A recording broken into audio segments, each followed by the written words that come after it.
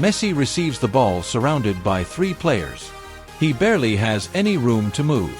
He slows down, pivots on one leg, and accelerates again before any of them can react.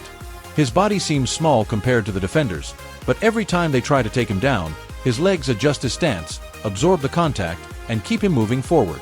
Cristiano Ronaldo charges forward at top speed with the ball glued to his foot. A defender tries to cut him off. For a split second, his entire weight shifts onto a single leg. His foot digs into the turf, his knee absorbs the impact, and his body changes direction without losing speed. He doesn't stop. He doesn't lose his balance. He simply vanishes around the corner. Mbappe reaches a speed that few human beings can sustain. But what's most impressive isn't how fast he runs.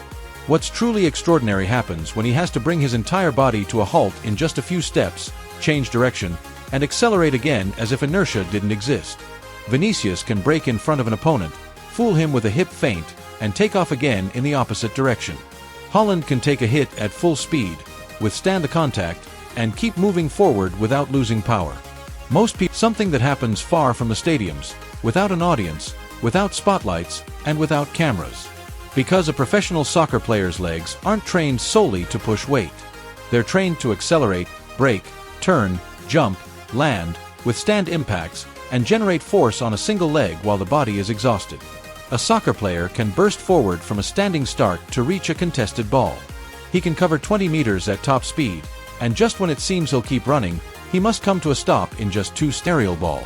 But the work doesn't end when he takes off. He has to control his descent, land among several players, and regain his balance before the ball hits the ground. Then comes the shot. During a shot, one leg accelerates violently while the other supports the entire body. The supporting leg must remain stable as the hip rotates, the torso leans forward, and the opposite foot strikes the ball at high speed. And all of this happens while a defender pushes, blocks the way, or tries to knock the player off course. That's why a soccer player's legs can't just be strong. They must be fast, stable, and able to absorb impacts and immediately generate force in response. They are developed by combining several abilities at the same time: strength to push, power to react, speed to move, stability to control the body, deceleration to slow down, and endurance to repeat it all when fatigue has already begun to affect every movement. It is this combination that transforms strong legs into legs ready for soccer. Over the next few minutes, we'll dive into the leg training of elite soccer players. We'll discover the exercises they use, the abilities they develop, and why their legs aren't designed solely to look strong. They're built to respond in a fraction of a second, withstand brutal forces, and keep functioning when the game, fatigue, and pressure push the body to its limits. Exercise number 1. Squats. The foundation is built away from the ball.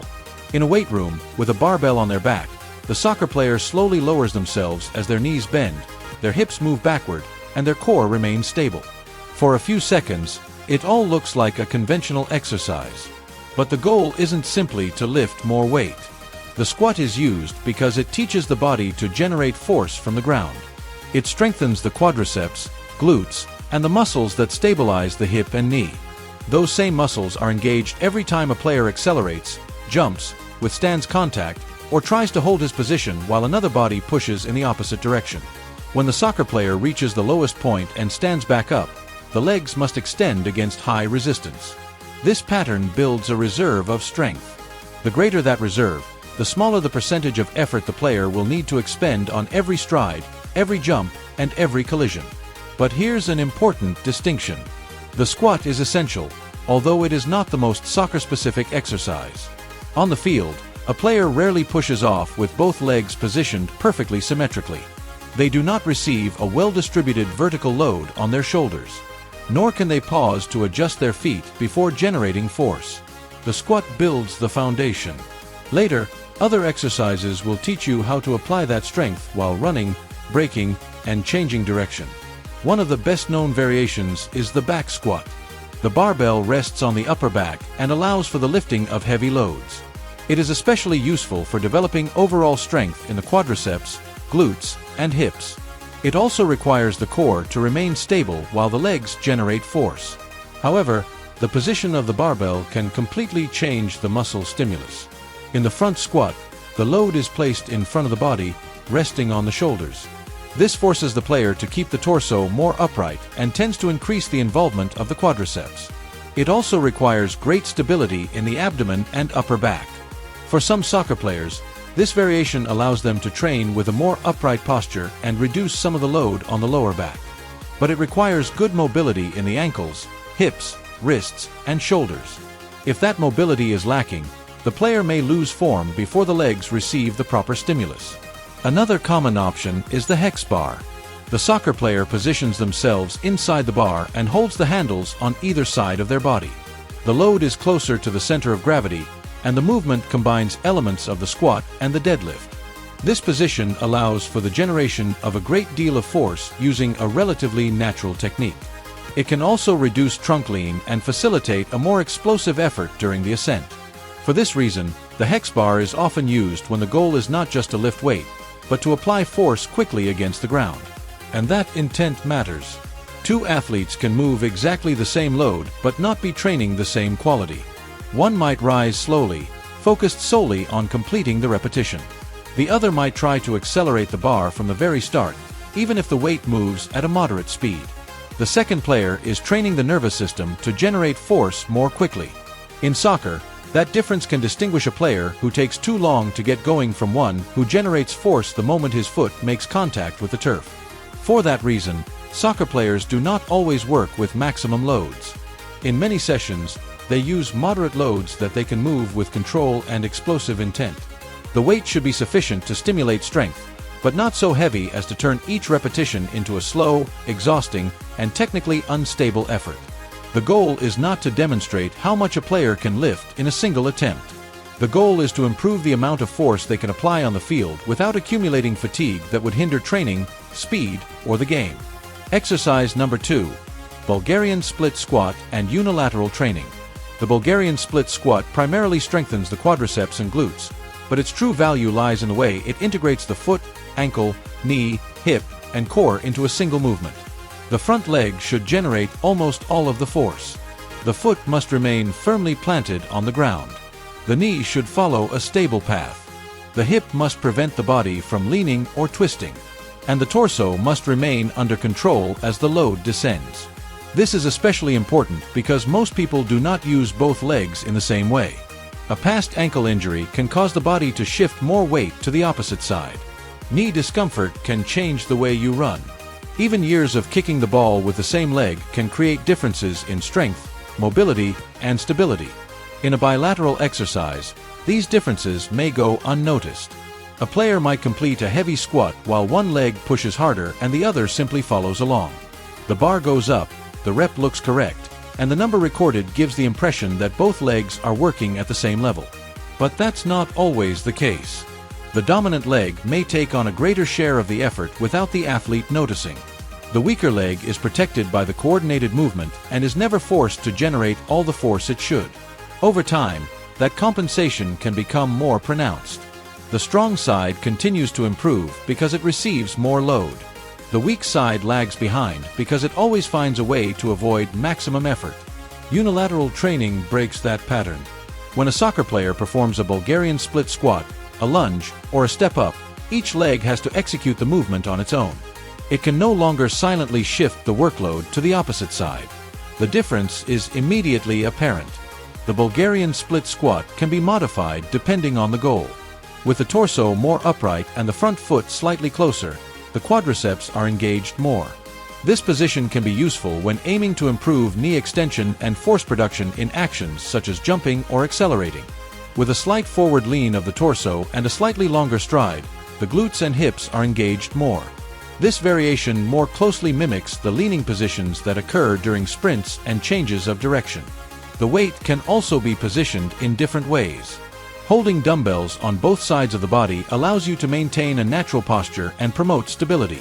A single dumbbell held on the side opposite the supporting leg increases the demand on the core and hips, because the body must resist the tendency to lean or rotate. A barbell on the back allows for the use of more weight, although it also requires greater technical control and a good ability to stabilize the entire body. The most appropriate variation depends on the player's level, injury history, and the goal of the session. Exercise number 3, Romanian deadlift and posterior chain strength. A soccer player's speed doesn't come solely from the quadriceps. Every time a player accelerates, the hip must extend forcefully. The leg pushes off the ground, the body lunges forward, and, for a fraction of a second, the glutes and hamstrings become the primary driving force behind the movement. This area is part of the posterior chain, the group of muscles that runs along the back of the body and allows the hip to extend, stabilizes the pelvis, and controls the leg when it moves at high speed. Without a strong posterior chain, a player may have large legs, but will struggle to translate that muscle mass into actual acceleration. They may be able to generate upward force in a gym, but fail to apply it correctly backward against the turf.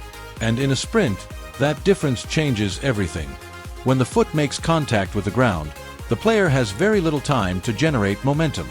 The glutes must extend the hip, the hamstrings must assist in that extension, and the entire pelvis must remain stable as the body moves forward. That's why one of the fundamental exercises in a soccer player's training regimen is the Romanian deadlift. During a run, the hamstrings don't just help propel the body forward. They must also slow down the leg as it moves at high speed before the foot makes contact with the ground again. In other words, they generate force and, at the same time, absorb force. The Romanian deadlift develops this ability to withstand tension while the muscle is lengthening. It doesn't exactly replicate the speed of a sprint, but it builds a foundation of strength that can later be transferred to faster, more specific exercises. A 3 or 4 second descent forces the hamstrings to control the load for a longer period of time. A brief pause at the lowest point eliminates the bounce and requires the player to maintain tension. A quick ascent trains the intention to powerfully extend the hips. You don't always need to increase the weight.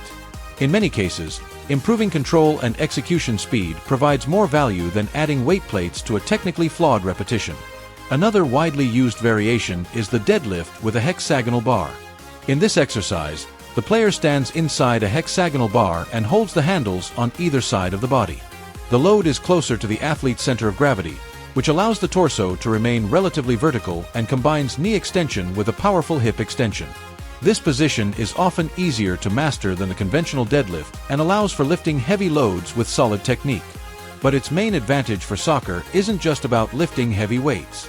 It can also be used with moderate loads and an explosive intent. The player pushes off the ground forcefully and tries to accelerate the bar from the very first moment.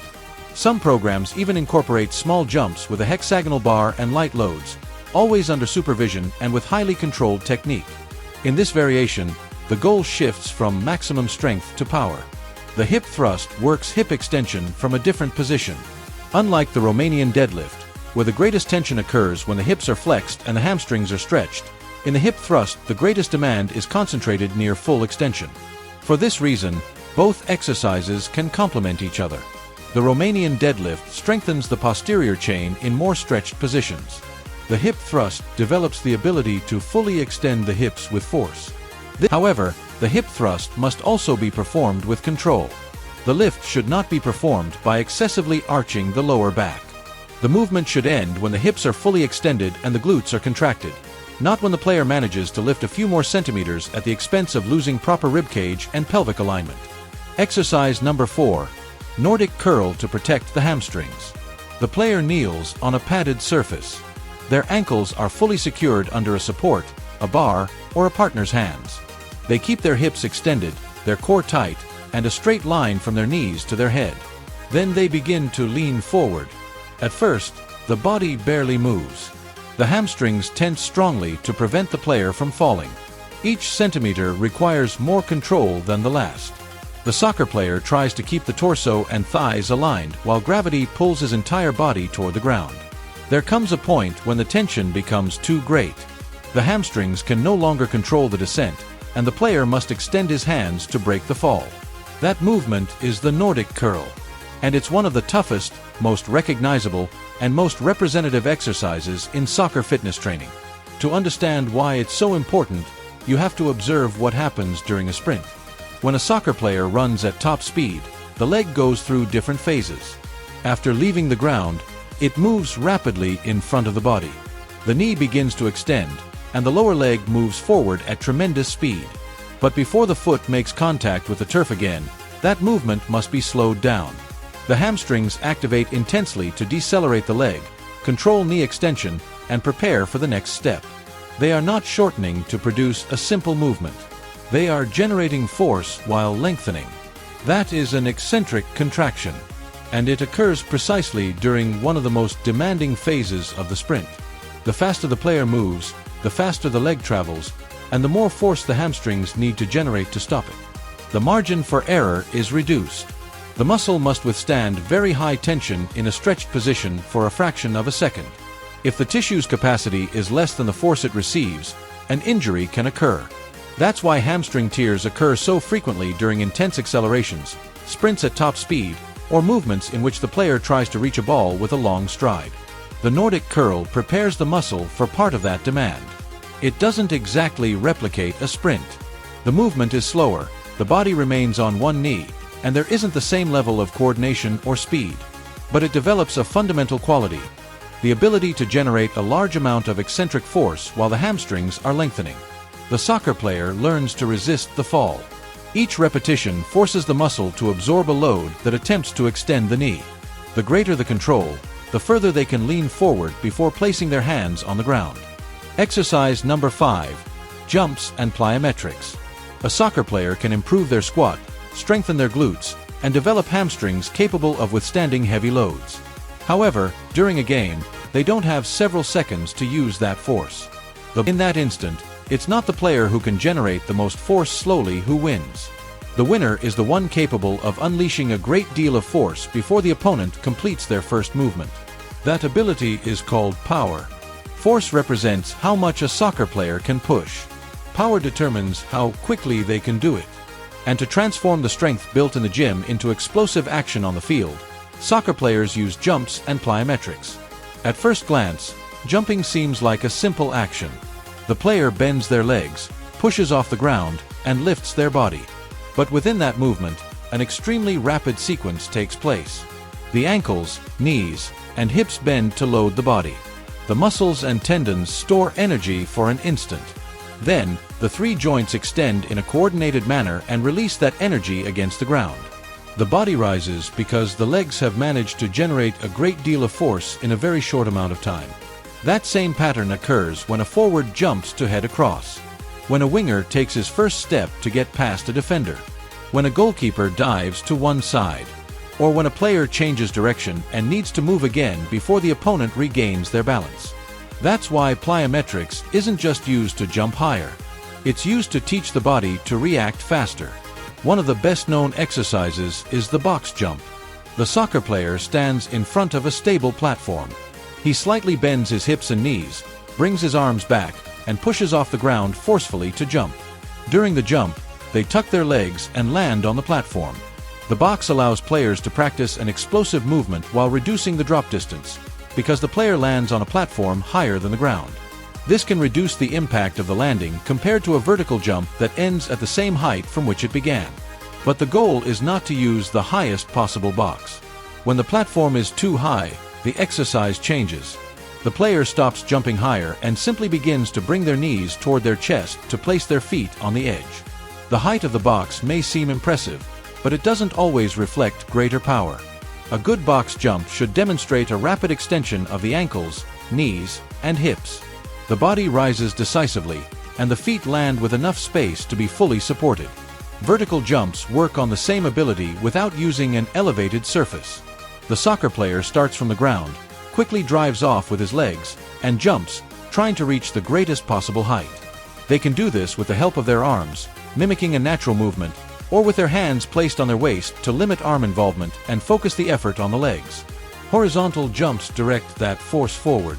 The player bends their legs, brings their arms back, and propels themselves forward, aiming to cover the greatest possible distance. The action resembles acceleration more than a vertical jump, because the body must apply force backward against the ground to move forward. This exercise can improve horizontal propulsion and teach the soccer player to coordinate the hips, knees, and ankles during an explosive takeoff. But the landing poses a greater challenge. The player isn't just falling from a certain height.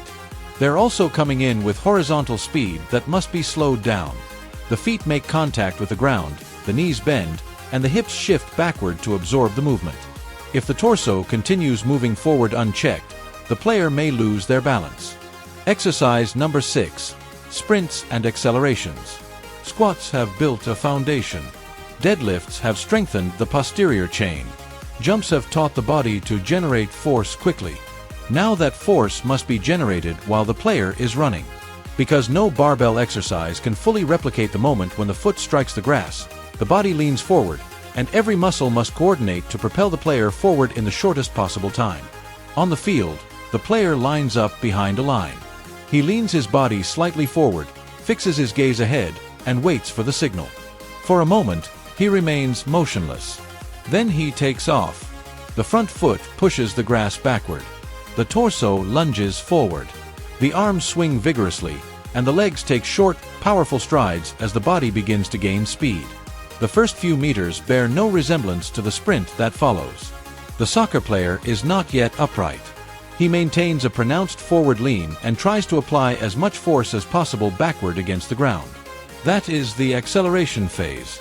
And in soccer, it can be more important than reaching an extraordinary top speed. Most decisive plays don't involve running 100 meters. A forward needs to get away from the defender within the first 3 steps. A fullback must react to a ball behind him. A midfielder has to get to a 5-meter away challenge first. In many plays, the player who takes the first step gains an advantage that the opponent can no longer make up. That's why part of training focuses on very short sprints of 5 to 10 meters. The distance may seem short, but the intensity is maximum.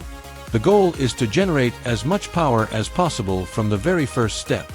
The player doesn't just have to run. First, they must observe, interpret, and decide. That process is also part of speed in soccer. An athlete can be very fast in a pre-scheduled test and still react too late during the game. True speed begins before the first step. It begins the moment the player recognizes what is happening.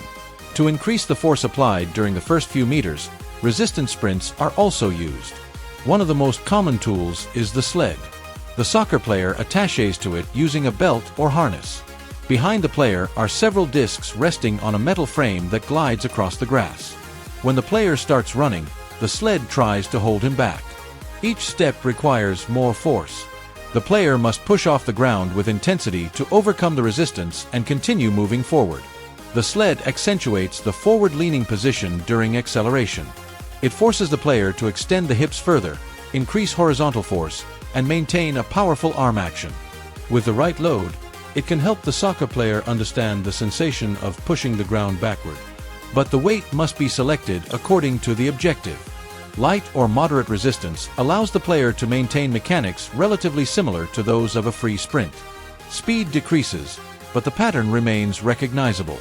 A heavier load turns the exercise into a horizontal strength drill. The player moves more slowly, ground contact is longer, and each step requires considerable effort. Both options can be used, but they don't train exactly the same skill. If the goal is to improve acceleration technique at a speed close to game speed, the resistance should not completely alter posture or coordination. If the soccer player can barely move the sled, takes excessively short strides, or begins to lean forward with an uncoordinated torso, the exercise has strayed too far from a sprint. On the other hand, when the goal is to develop specific strength in the initial foot strikes, greater resistance can be used over very short distances. The player pushes powerfully for 5 or 10 meters and completes the repetition before their technique deteriorates. Let's now return to the images from the beginning. Cristiano Ronaldo can't stop and change direction just because he has strong quadriceps. Messi doesn't stay on his feet among several defenders just because of his talent with the ball. And Mbappe doesn't reach that speed by repeating a movement hundreds of times on a machine. Their legs have been trained to generate force, but also to absorb it. To work together when they need power and separately when the entire body shifts onto a single point of support. To run fast, brake with control, change direction, and accelerate again when fatigue has already begun to reduce precision. That's the difference between legs that look strong and legs that function like those of an athlete. Squats, deadlifts, and machines can build an important foundation. But if you never work a single leg, if you never jump, if you never practice how to land, if you never run fast, and if you never train your ability to brake, you're only developing one part of the system. The world's best soccer players don't just have strong legs. They have legs capable of reacting to enormous forces in a fraction of a second. If this video has helped you understand why soccer players' training is so different from conventional leg training, subscribe and turn on the notification bell. In upcoming videos, we'll continue to analyze how the world's best athletes train and what methods you can adapt to improve your strength, speed, and performance, even if you never set foot on a professional field.